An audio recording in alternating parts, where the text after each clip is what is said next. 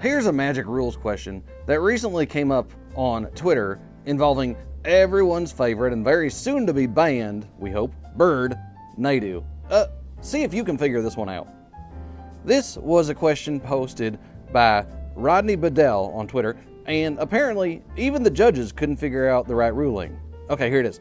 You have Naydu in play, which sort of draws you a card when a creature you control is targeted, and a Dryad Arbor, which is a 1/1 forest Dryad that's also a land. And you've got Sylvan Safekeeper, which lets you sacrifice a land to give a target creature you control Shroud. So, if you sacrifice the Dryad Arbor with Sylvan Safekeeper and target Naydu or the Safekeeper itself, you're obviously going to get a Naydu trigger.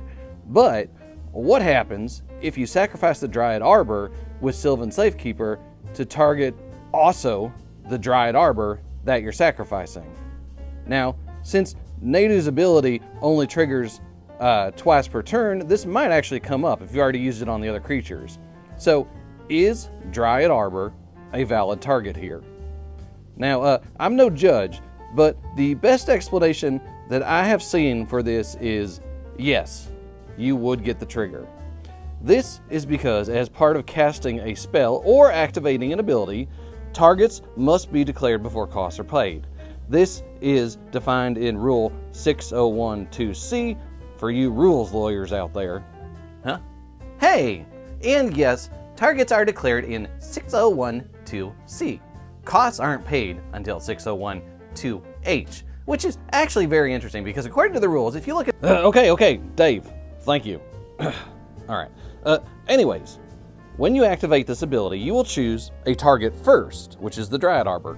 You will then pay the cost by sacrificing said Dryad Arbor. The ability will go on the stack along with Naydu's trigger.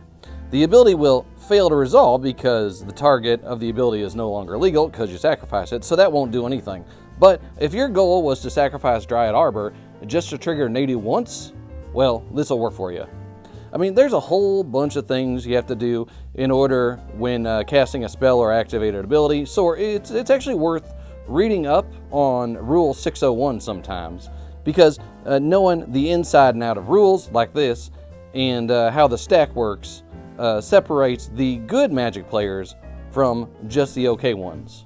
Which one are you?